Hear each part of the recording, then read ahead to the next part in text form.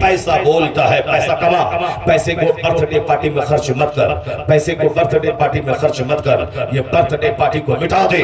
بول جاؤ امریکہ جاؤ، ہندوستان میں نہیں چلے گا، جاؤ کافر کے ہاں جاؤ، مسلمان کے ہاں نہیں چلے گا۔ مسلمان کے ہاں برتھ ڈے کیا مطلب ہوتا ہے؟ برتھ ڈے کا مطلب ہوتا ہے کیک لائیں، بچے کو بیٹھائیں، کیک کاٹیں، اور بچہ آج ہمارا 5 سال کا ہو گیا، آج ہمارا 10 سال کا ہو گیا، یہ 10واں برتھ ڈے ہے، اب وہاں کیک کھائیں اور خوب ناچیں کودیں، اب بولے happy birthday to you, خوب گانا گائیں۔ اب گانا میرا بچہ گیا، اس نے سریش گیا اور وہاں دیکھا، وہ دوڑ کے بولا بابا اب وہاں سریش کا برتھ ڈے تھا، میرا برتھ ڈے کب ہوگا؟ اب ہم نے بھی ڈائری نکالا، دیکھا ڈائری میں 10 جون کو میرے بیٹے کا برتھ ڈے ہے۔ ہاں ہاں رمیش کو بولانا ہے، چونکہ وہ ہم کو بلایا تھا۔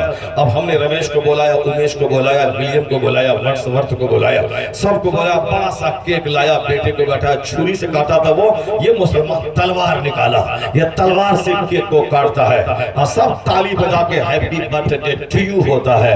اب یہ بتا دیجئے کہ what is the difference between Muslim and non Muslim? کیا فرق رہا ایک مسلمان ایک کافر کے درمیان؟ وہ بھی کیک کاٹا، تم بھی کیک کاٹا، وہ بھی happy birthday to you گایا، تم بھی گایا، وہ بھی ناچا تالی بجایا، تم بھی کیا، پھر تجھ میں اس میں کیا فرق رہا؟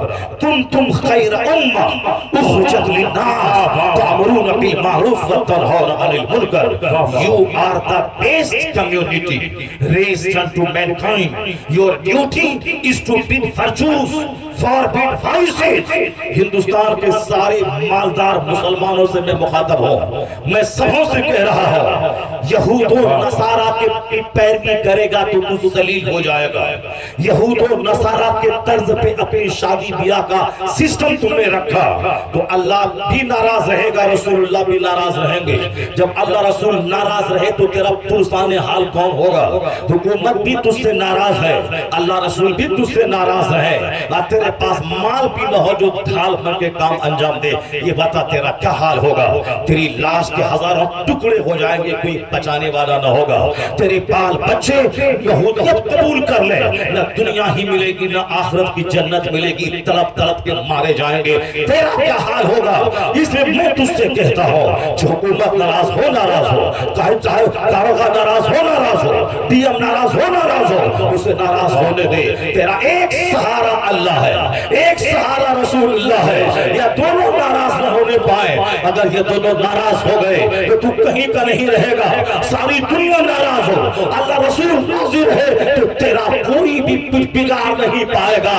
خدا تیرے ساتھ کوئی بگاڑ نہیں پائے گا، رسول اللہ تیرے ساتھ کوئی بگاڑ نہیں پائے گا۔ اللہ تیرا، رسول اللہ تیرے، اور تو کام کرتا ہے کافروں جیسا، اور تو بولتا ہے کہ اللہ کہاں ہے، کام شیطان جیسا، اور تو چاہتا ہے ولیوں کی طرح اللہ میرے ساتھ سلوک کرے، اور تو ہے شیطان کا پیروکار، اور سوچتا ہے کہ اللہ مجھ پر رحمت کرم کی بارش کرے، نہیں ہوگا۔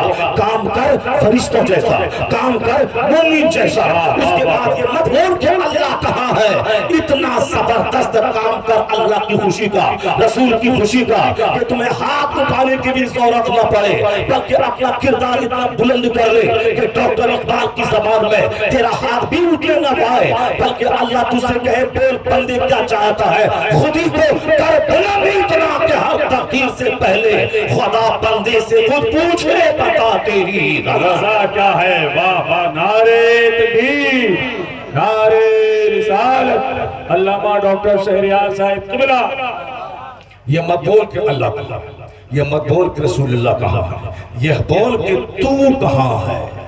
اللہ تیری شہ رگ سے زیادہ قریب ہے، مگر تم کہاں کھڑا ہے، تم کہاں کھڑا ہے، تیرے بچے کہاں کھڑے ہیں، تیرا سماج کہاں کھڑا ہے، تیرا دماغ کہاں کھڑا ہے۔ یہ دماغ کا گھمنڈ، یہ دل کا حسد اور جلن، کینہ اور قدورت، یہ مجھ کو تباہ و برباد کر کے رکھ دیا۔ یہ برتھ ڈے پارٹی جو اسلامک برتھ ڈے پارٹی کیا ہے وہ مجھ سے سنو۔ بوڑھا آدمی 95 سال کی عمر کا، وہ بھی موت کی بات نہیں بولتا ہے، وہ دوائی اور صحت اور ڈاکٹر کی بات کرتا ہے۔ اور یہ بچہ برتھ ڈے پارٹی میں جو میں نے کیک کاٹا، حالانکہ وہاں یہ ہونا چاہیے، زندگی کی جب ساری بہاریں ختم ہو گئی، بچپن گیا، جوانی گئی، بڑھاپا آیا، بڑھاپے کا بھی پیریڈ ختم ہو گیا، اب یہ بونس کے طور پر 70 80 90 سال کا بوڑھا بچا ہوا ہے۔ یہ تو سمجھ لیے کہ مرا ہوا تھا، ایسے ہی یہ بچا ہوا ہے، زندہ ہے، اس کو تو مر جانا چاہیے۔ وہ تو ڈاکٹر اقبال تھا جو 63 سال سے پہلے بولا اب میری عمر 63 سال کے قریب ہو رہی ہے، میری ظاہری عمر عمر سرکار کی ظاہری عمر سے آگے نہ ہو جائے. یا اللہ اس عاشق رسول کی فریاد سن لے. تو اقبال عاشق رسول 63 سال سے پہلے ہی دنیا چھوڑ کے چلا گیا. سبحان اللہ. یہ ہے تمنا عاشق رسول کی. یہ تمنا ہے دنیا دار کی کہ ڈاکٹر کہاں ہے, گٹھیا کی دوائی کہاں ہے, آنکھ کے متیابن کا آپریشن کی دوائی کہاں ہے, یہ روٹی پچانے کی دوائی کہاں ہے. ابھی 1 سیکنڈ کے بعد ظہر کے بعد موت کا اعلان ہوگا اس کا, مگر یہ ابھی بولتا ہے کہ 2 روٹی کھانے کے بعد بچے گی کیسے وہ روٹی, وہ دوائی کوئی ٹکیا ہے مولوی صاحب آپ کے پاس تو ہم کو دے دیجئے. یہ ہے ان کے جینے کا شعور. چونکہ یہ مصطفیٰ کو جانتے نہیں, یہ اللہ رب العزت کے قہر و غضب کو جانتا نہیں, یہ صرف جینا چاہتا ہے کہ پوتی کی شادی, بیٹی کی شادی, پوتی کی بیٹی کی شادی, نتنی کی بیٹی کی شادی, یہ سب دیکھ لے. لمبی عمر کا نتیجہ بھگت رہا ہے. پیر نہیں ہے, پیٹ میں دانا نہیں ہے, رگوں میں خون نہیں ہے, سارے چمڑے ڈھیلے ہو گئے.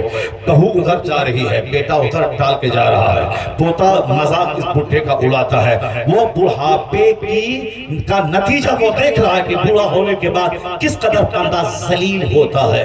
نہ بیٹا نہ بہو, بیٹی کبھی آئی ہوئی دھوئی 4 دن رہی, پھر وہ چلی گئی, پھر پاخانہ پیشاب کون صاف کرے گا.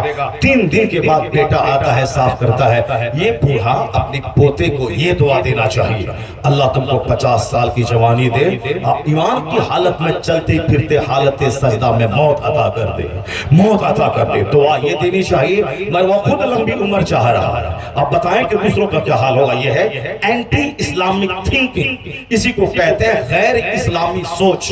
جو جلسے سے قریب نہ ہو, جو مدرسے سے قریب نہ ہو, جو قرآن سے قریب نہ ہو, جو حدیث سے قریب نہ ہو, اس کی سوچ اسی طرح کی ہوگی. عمر بڑھتی جاتی ہے اور لمبی عمر کی تمنا بڑھتی جاتی ہے. اور اسی طرح سے برتھ ڈے پارٹی میں وہ بھی بیوقوف اور نادان لوگ ہیں جو کہتے ہیں میرا بچہ 25 سال کا ہو گیا, یہ 25واں برتھ ڈے ہے, یہ 26واں برتھ ڈے ہے. جبکہ اسلامی سوچ والا یہ کبھی نہیں بولتا کہ میرا بچہ 25 سال کا جوان ہو گیا, اب مجھ کو کوئی ڈر نہیں ہے, کمانے والا پیدا ہو گیا. یہاں تمہیں معلوم نہیں, بدتمیز امریکہ بھیجا تھا پاکستان کا ایک شخص اپنے بیٹے کو FRCS کی ڈگری حاصل کرنے کے لیے. سارا پیسہ لگا دیا, جو زمین بچی تھی اس کو لگا دیا. وہاں سے جب وہ ڈاکٹر کی ڈگری لے کر کے آیا, جو زمین تھوڑی بچی تھی اس کو بیچ کے کلینک کھول دیا تاکہ اب بیٹا میرا پیسہ کمائے گا. سب کچھ میں نے لوٹا دیا ان کے بہانے کے لیے, اب میرا بیٹا کمائے گا. امریکہ سے روپیہ کا جھاڑ یعنی پیڑ لے کے آیا ہے, اب وہ کلینک میں لگا دیا ہے. ڈیلی کلینک جائے گا اور ایک بڑا پیسہ بھر کے لائے گا. ایسا کوئی ڈاکٹر ہوتا ہے جو ڈاکٹر بننے کے بعد روپیہ کا وہ درخت لگا دے کلینک میں؟ نہیں, بلکہ ڈاکٹر کو مریض کو دیکھنا ہوگا, مریض کو فائدہ ہوگا, وہ دوسرے سے بات کرے گا, پھر دوسرا مریض آئے گا, وہ تیسرے کو کہے گا فلاں کے ہاتھ میں شفا ہے. وہ تب دھیرے دھیرے 5 سال 10 سال 4 سال میں بھیڑ لگے گی. تب جب بھیڑ لگے گی تو ایک میں پیشنٹ سے وہ 1000 روپے کی فیس لے گا. اگر روزانہ 100 کو دیکھ لیا تب 1 لاکھ روپے اس کے پاس آئیں گے. یہ ہے ڈاکٹر کی کہانی. ورنہ آج ہر باپ یہ سوچتا ہے میرا بیٹا ڈاکٹر بن جائے گا اور اس کی کلینک میں روپیہ کا جھاڑا لگ جائے گا اور وہ ڈیلی جائے گا, توڑ کے جھولا بھرے گا اور گھر آ جائے گا. جتنے بھی ڈاکٹروں کا محل ہے وہ سب میں لون ہے بینک کا. جتنے بھی ڈاکٹر کے پاس گاڑیاں ہیں سب میں لون ہے. یعنی 25 لاکھ کی کار ہے تو 5 لاکھ دیا, 20 لاکھ کا قسط دینا ہے اس کو. جتنا گھر بنایا ہے 1 ایکڑ زمین پہ ڈاکٹر نے, جس گھر کی قیمت ہے 5 کروڑ روپیہ, اپنا اس کا 1 کروڑ ہے, 4 کروڑ بینک کا قرضہ ہے. وہ تو مکان میں بھی قرضہ, کار میں بھی قرضہ, اور بیٹا کو امریکہ بھیجا ہے وہ بھی بینک سے لون لے کے بھیجا ہے. یہ بتا دیں کہ مکان کا ٹینشن اور کار کا ٹینشن, ہر مہینے اس کو کتنے لاکھ روپے بینک کو دینا ہے. اور جس مہینے پیشنٹ گھٹ گیا تو اس دن ان کا بلڈ پریشر ہائی ہو جاتا ہے, ان کا تلوے کا غصہ سر پہ آ جاتا ہے. اگر نہیں آتا ہو تو جو لوگ جلسہ جلوس میں رہتے ہیں ان سے پوچھیے, جن کا ایم ہوتا ہے کہ ہم وہاں جائیں گے 25,000 روپے ہم کو تحفہ کرایہ ملے گا. اگر اس کو 25 نہ مل کے اگر وہاں 20 مل جائے 10 مل جائے تو پورا 24 گھنٹے وہ ٹینشن میں رہتا ہے. اسی حالت میں برین ہیمریج ہو جائے, بلڈ پریشر ہائی ہو جائے, اس کا ذمہ دار وہ خود ہو جائے گا. نہ بات اچھی لگتی ہے نہ کچھ. اسی طرح یہاں تو 5,000 کا مسئلہ ہے, اب وہاں تو 5 لاکھ 50 لاکھ ہر مہینے بینک کو دینا ہے. مکان کا قرضہ, گاڑی کا قرضہ. اس لیے بہت سارے ڈاکٹر کے سر کے بال اڑ جاتے ہیں سوچتے سوچتے. بلڈ پریشر ہائی ہوتا ہے. پچھلے سال ایک ڈاکٹر نے مجھ سے کہا کہ میں نے نیا کلینک بنایا آیا ہے 50 لاکھ روپے بینک کے قرض ہیں، اب بتائیں کہ اس پر زکات کا کیا مسئلہ ہوگا؟ میں نے کہا آپ کے پاس جتنے پیسے ہیں وہ 50 لاکھ جو آپ پر قرض ہے اس قرض کو مائنس کر دیں، اور اسی لیے اسلام نے کہا ہے کہ قرض کو پہلے ادا کر بعد میں زکات نکالنا، قرض کے بعد اگر پیسہ بچتا ہے تو زکات ہے، ورنہ اگر جتنا قرض ہے اس سے پیسہ کم ہے تو پھر تم پر زکات فرض نہیں ہے، اس لیے تاکہ وہ پیسہ جو تمہارے پاس ہے اس سے تم قرض ادا کر دو، ورنہ بندہ اگر قرض کی حالت میں مر گیا شہیدوں کا سارا گناہ معاف ہو جاتا ہے، شہید اپنی گردن کٹا دی سیدھے جنت میں کود جاتا ہے، لیکن اس شہید کا بھی قرض کا گناہ معاف نہیں ہوتا ہے۔